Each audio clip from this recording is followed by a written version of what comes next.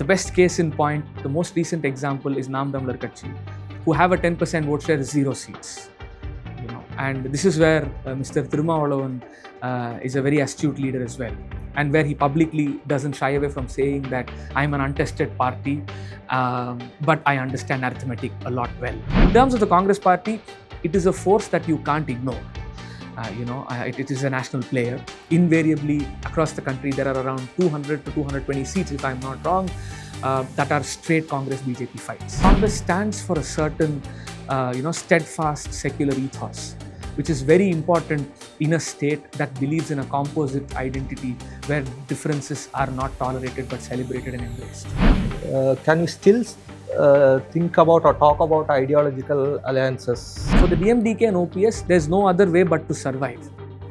And the only shot at survival is an alliance with the DMK. All the songs of MGR, especially after he defected, he will definitely have a Gandhi's photograph in most of the songs. How do you look at the advent of Vijay's political party? Vijay can be compared to Shivaji Ganeshan, not to MGR. Hello and welcome to the New Indian Express. Today we are going to discuss about our Dravidian politics with Vignesh Rajahmani, researcher in South and Southeast Asian politics. Thank you, Prabhakar. Thank you, Gladwin. I would like to start with present day context. So recently we came to know that we all know that DMK has struck a deal with Congress after months of uncertainty. They strike a deal with 28 seats for Congress with one Rajya Sabha seat. So how do you look at their relevance in the present day electoral politics? Congress's relevance in present day electoral politics? Thank you very much for that question. In fact, I think if it was any other state, this alliance wouldn't necessarily be talked about so much. But because it's Tamil Nadu, I think there's some extra love for the Congress party and then its allies. And in this case, the leader of the alliance being the DMK. The importance of the Congress party in Tamil Nadu regionally or sub-regionally is in the south and the west, because historically the Congress has been extremely strong in the south and the west. And ADMK as a party, when it emerged, it is an electorally anti-Congress party. So MGR, when he broke away from the DMK, he went after the strongholds of the Congress party and then expanded his party. So broadly, this is a broad brush, so take it with a pinch of salt. If you plot the victories on a map, you will realize that the DMK is a north and central Tamil Nadu party, and the ADMK is a south and west Tamil Nadu party. Although now in the recent past it's been different. Whatever I've said will hold true between 1977 and 2021. To that extent, there is data that is publicly available as well. So in the context of a weakening ADMK, I wouldn't still call it a weakened ADMK, but a weakening ADMK, the push by the Congress party for more seats, etc., is a reasonable ask. And also within an alliance, there have been, ebbs and flows, right? In the 2006 election, the Congress had a certain stake, in the alliance seat share. And also in 2011, it was a certain number, and then 16, 21, 24. So you have a wavy graph. So possibly the Congress decided that let's push for an ebb this time, for a high, and then such conversations I think are very natural, and I don't see it as a problem within the alliance in terms of it being ideological, non-sync, an asynchronous. I don't consider it to be an asynchronous relationship in terms of the ideology. But Congress also trying to expand itself in Tamil Nadu, which any political party. Here I will ask, what is the presence of Congress in Tamil Nadu? The presence, its base, how strong, or whether it is strong here in Tamil Nadu? So, this then will take you back to the only election that they fought alone, which is 2014 parliament elections, if I'm not wrong. They fought alone without any alliance. But otherwise, the Congress party has invariably been in an alliance. So, if we can just pick on that, then the Congress party has presence across the state, but not necessarily a presence that would damage a political party per se. But then here's where the first past post system, plays an important part. The Congress party provides a sense of stability in the minds of voters. In the first past post system, the voters do not want to waste their votes. And also when your alliances are right, then your votes become seats. The best case in point, the most recent example is Nam Tamlar Katchi, who have a 10% vote share, 0 seats. And this is where Mr. Thirumavalavan is a very astute leader as well, and where he publicly doesn't shy away from saying that I'm an untested party, but I understand arithmetic a lot better than anybody else here. So despite coming from a socially and economically marginalized place, he's able to sort of punch a certain weight. And also in the 6 seats that he got as a part of the alliance in 2021, he won 2 reserved seats and 2 general seats, which is very important. That's how it plays. So in terms of the Congress party, it is a force that you can't ignore. It is a national player. Invariably across the country, there are around 200 to 220 seats, if I'm not wrong, that are straight Congress BJP fights. Where the BJP strike rate is brilliant, where 89%, 90%, etc. So, and there is no third party. That is the national stature. And also Congress stands for a certain, steadfast secular ethos, which is very important in a state that believes in a composite identity where differences are not tolerated but celebrated and embraced. So therefore, the importance of Congress is both on a qualitative sense and a quantitative sense. And therefore, these negotiations are natural, and therefore they took their time. They didn't give in to the buzz that was created by the media, and they seem to have solved it amicably. So DMK has been portraying this alliance, not this alliance as in like the 2026 alliance that is formed for upcoming elections, but the alliance that was formed since 2017. So they have been contesting 2019, 2021, 2024. And the same alliance is likely to continue for 2026 with some added parties. The problem is with the added parties. So now they have gotten Vijay Gandhi's DMDK party into the fold, and they also made OPS join the DMK. So even OPS has become a member of DMK. But when it comes to DMDK, can they still call it as an ideological alliance? So because the DMDK has Dravidian in its party name, can we still call it as an ideological alliance? I will add to that. Can we still think about or talk about ideological alliance? And this is an easier question, so I will answer this first so that it answers Prabhakar's questions also a little better. My assessment so far, and this is based off of fieldwork for my research projects over the years, be it Andhra Pradesh, Orissa, Haryana, Maharashtra, and also Tamil Nadu and Bihar, I think ideology still holds a lot of value. And a non-ideological election endeavor does not really last that long. It should be some charisma, some ideology, a lot of organization. But if you take the ideology out, then it creates a bigger dent. The best case in question can be the Aam Aadmi Party. All sorts of metrics that appeal to an urban middle class, they've checked. But when questioned on the notions of ideology, they did not hold on, because then they couldn't hold together the election.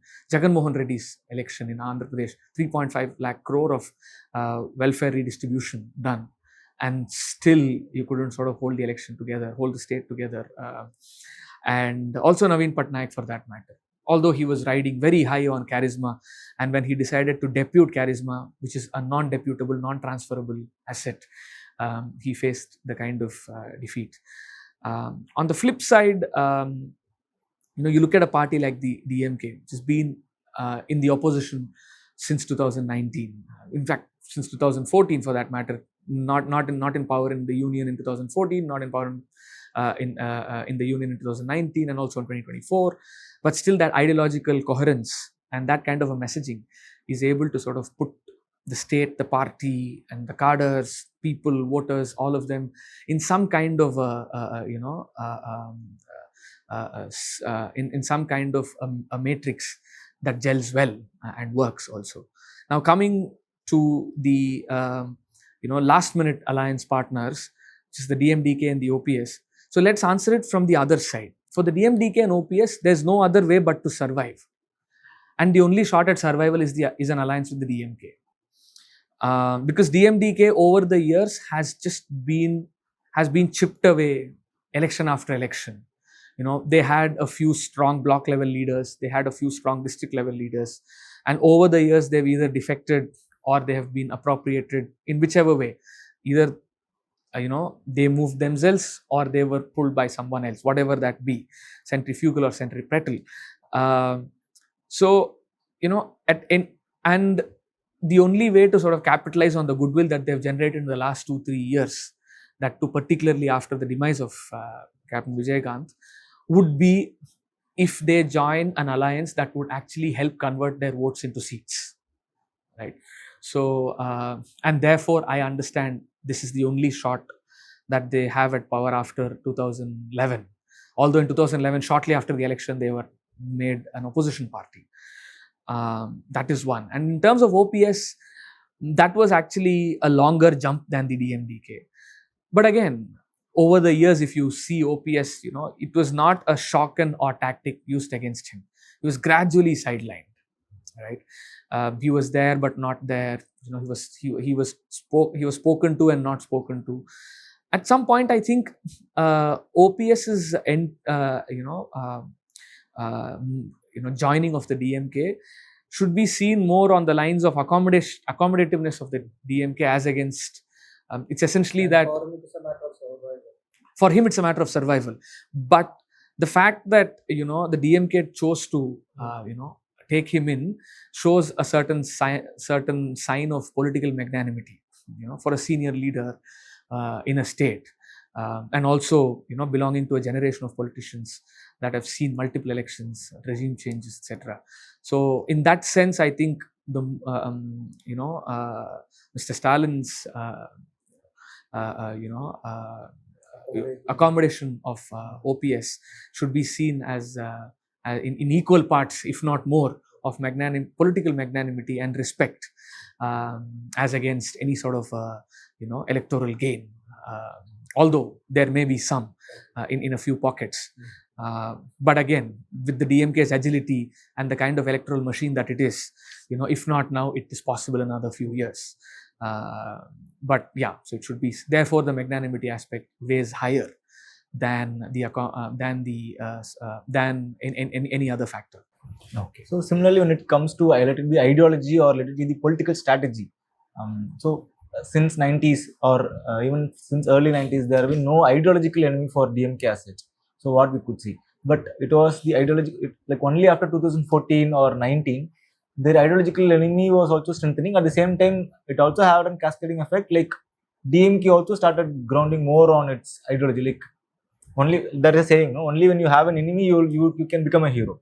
So is it that way that DMK has started to become more grounded after 2014 because they have got a strong ideological enemy, and so they have to be more grounded to be there? See, Prabhakar, pre-2014, there was ideological unidirection between the DMK and the ADMK. And I generally categorize this in a straight line. If you were to plot 3 points, 2 at the extreme ends and 1 in the middle. At one extreme end you have Periyar, and then Annadurai in the middle, and then Gandhi on the extreme end. So DMK would operate between Periyar and Anna, and ADMK would operate between Anna and Gandhi. And if you want to check all the songs of MGR, especially after he defected, he will definitely have a Gandhi's photograph in most of the songs. And he will definitely have an Anna's portrait, he will have a Gandhi's portrait, he will sing about Gandhi and things like that. So that's the simplest, unidirectionality that we can say, which is not simplistic. The most simplified but not simplistic portrayal of the DMK and the ADMK's ideological compass. So that said, from 2014, it is also that the ADMK is weakening.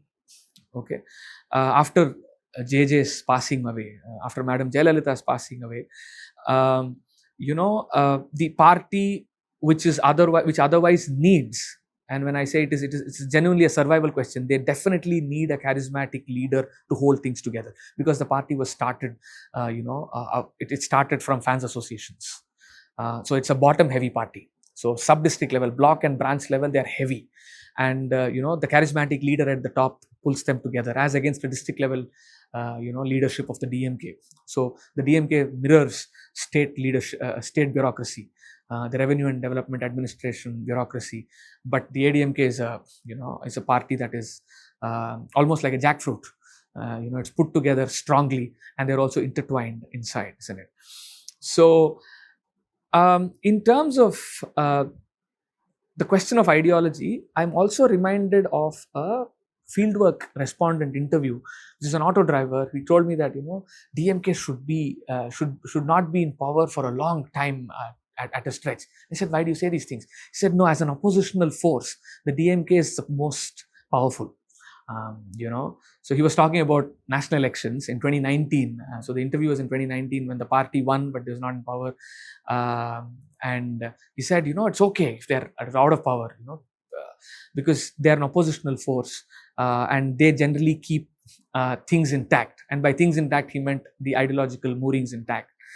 So the BJP definitely has strengthened the DMK, and they've also gone back to a build mode. They've gone back to a politicization mode, because otherwise, if there is ideological unidirectionality, then what will you quarrel about? You will quarrel about governance and development. And so therefore, even if you were to look at the discourse in Tamil Nadu, it was mostly on the lines of development indicators. It was on the lines of welfare indicators. It was on the lines of redistribution indicators, as against political pivots. But now you have a GST being a rallying point, a center-state relationships relations as a rallying point. You have a NEET as a rallying point. So I think yes, but the larger context is also important in terms of how, because now the DMK also needs to fill in for the ADMK, if not electorally, which is not possible per se beyond a certain point, at least ideologically, you need to fill in. If you fill in the void. Post Karunanidhi and Jayalalitha, you gave us a good example of the ideology of DMK and AIADMK, and also the jackfruit example. Post these two leaders, where is things moving actually? For the DMK, the things have strengthened, because this is my personal assessment over the years. I think Mr. Stalin is a lot more powerful as a party organizer, in many ways.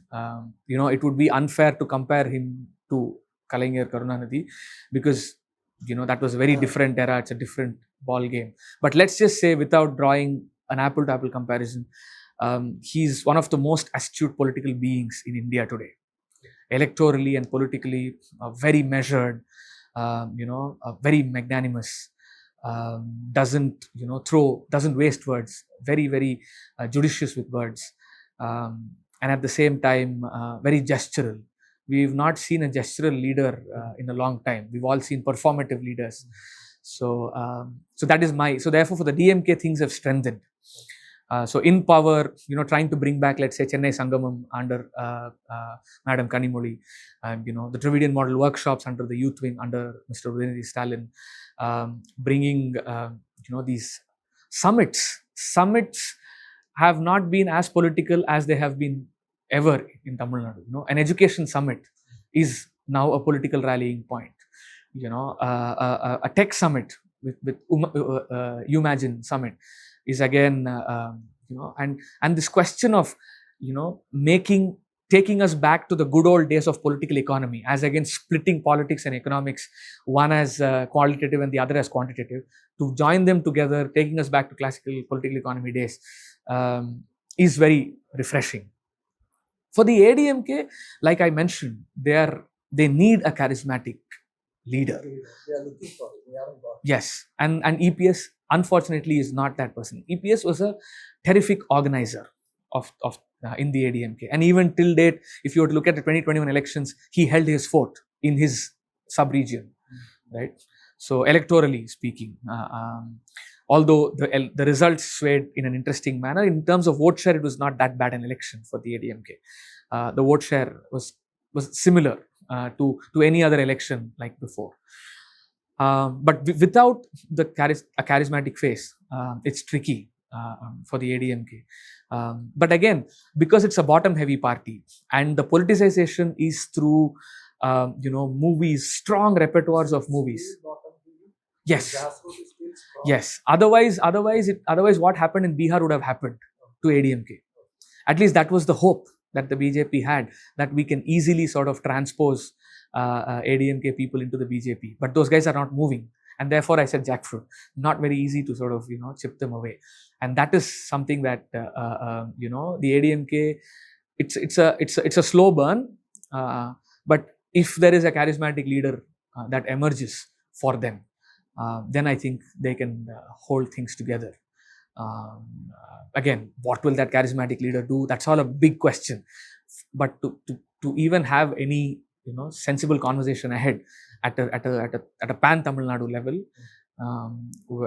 then the ADMK needs a charismatic leader to even start that conversation. So you're saying ADMK born out of a fans club, but still they had a political backing.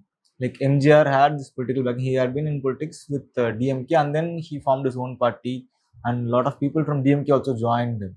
But in this present day, we see another new party which came out of a fans club or fans movement, we can say. Vijay's Makkal Iyakkam.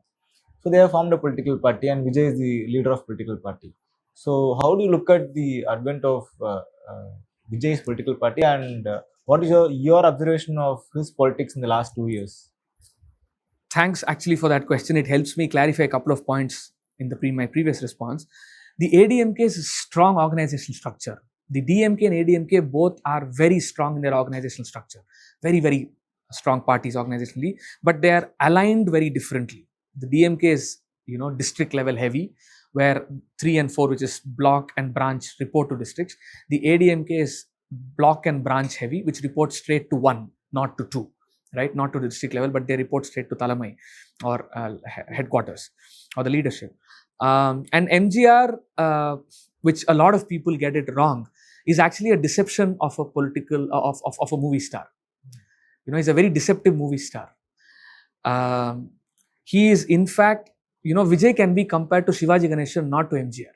So you mean he'll fail in politics? Yes, in terms of politics. Not even in acting. No. So Vijay's political endeavor needs to be seen, in comparison with Shivaji Ganeshan, not with MGR. MGR was in the DMK as a grassroots worker and grew up in the ranks, emerged in top level positions in the party.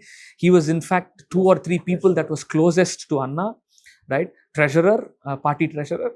And make no mistake, he had, a certain astute sense of how he wanted to conduct his politics. Even for people who are interested in this, they just need to watch interviews of lyricist Wali, who speaks at length about how MGR was very particular about the lines that were written in his movies and in his songs. A simple example, Hati Mere Saathi, the Hindi movie, was remade into Tamil. There is an obnoxious song where there are at least 10-15 elephants against whose backdrop Rajesh Khanna is dancing. The same song was made in Tamil. But unlike or diametrically opposite to Rajesh Khanna's song, in Tamil, that song is called Odi Odi Ulaikanum. He speaks about hard work. He speaks about, taking care of parents. He speaks about samattuvam, which is equal justice. He speaks about Marxism. He speaks about redistributive politics, and he speaks about, politics of lawmaking. Imagine, this is not even his introduction song, quote unquote. This was a circus song. So MGR is an organization builder, was an organization builder with charisma. And he used his charisma to build a party that would work for him. Kalaignar was an organizer in the conventional sense. He was a coordinator. He never shied away from embracing dissent. So therefore, he coordinated, or he became a party where he could coordinate even multiple people that had differing views. So he built a, level 2 heavy party, which is district level heavy party, where he becomes the coordinator in chief. Right? Both these leaders knew their strengths. More importantly, they knew their weaknesses. Although it was only Kalaignar who publicly stated it. Which is, I know my limits. But both of them played to their strengths and built their political parties in the most astute sense. Now let's come back to Vijay. And both these leaders, make no mistake, as much as they rode waves, they created those waves. So they are constituents and makers of waves and ripples as much as they are the riders of them. But Mr. Vijay is an interesting case. The reason why I say Shivaji Ganesan is he's a parachuter, okay, and he's possibly the only politician in Tamil Nadu who has not created any wave but is only riding all sorts of unwieldy waves. Thanks to the kind of movies that were made in the last 20 years, which were completely anti-political, not even apolitical. They were anti-political, they were anti-society. So those movies, and they actually had a very perverse view of society. Thanks to those movies, and these are quote-unquote political movies, by the way, and I can name a few if you want me to, but it doesn't make sense to anybody anyway. So these movies, thanks to that, and then thanks to gigification of economy, a lot of social, political, and economic factors, Vijay rides on a fan base that can be called a dangerous class of youngsters. And he's not creating any waves. He's not politicizing anybody, and he's essentially trying to see how much can he also chip away. In fact, if on the one end of the ADMK's implosion, BJP stands, on the other side, Mr. Vijay stands. So this election can also be seen as, the story of ADMK's implosion. What about ADMK's implosion will these guys stand to gain? Is that question. So his advent can be seen in the form of one person's aspiration, which is fair, and a very popular person's aspiration, which is also fair. But comparatively lower efforts when you were to look at every other political formation in the state, be it Vijay or even sort of Kamal Hassan for that matter, compared to all of the leaders that came so far. Vijay has least political labor involved, or that he's put in, or least political investment. So when you say about Vijay's followers, most of them are apolitical crowds, and what we could see is most of them are between 18 to 40 years old. So when you are saying like most of them are apolitical and they are in the age group between 18 to 40, isn't also the failure of the political parties that have ruled and ruling the state so far? Yeah, there are two ways to look at this. Is there a vacuum there so that he can come in and fill up? People are looking for alternative, the young especially. Is it because of that? So the vacuum and the failure. So since the 90s, as I'd mentioned, one of the limitations of the Dravidian mobilization has been that there has not been an ideological enemy or an ideological nemesis. Forget an enemy. So these are elections. You have an ideological antagonist, which is the BJP in this case, or Hindu nationalism. So the lack of an ideological opposition meant that your criticisms against one another has always been on development indicators and on governance metrics, which also adds a certain non-political flavor to conversations. And also, post 90s, at a global level, the funding to humanities and social sciences reduced, the fall of Soviet Russia, for example. And then a parallel push to technical education is also the other thing. So doctors, engineers, and these institutes are very consciously non-political. Forget anti or A, but they're non-political. They don't want to engage in these subjects. So you have a generation of youngsters who stopped studying social sciences from 10th standard. So, and then now, and these are the people that go to school, etc., which is a lot in Tamil Nadu, which is right. So in terms of gross enrollment ratio. Now in college, again, the fact that you have a lot of technical education, and then the markers of mobility is essentially if you're an engineer or a doctor.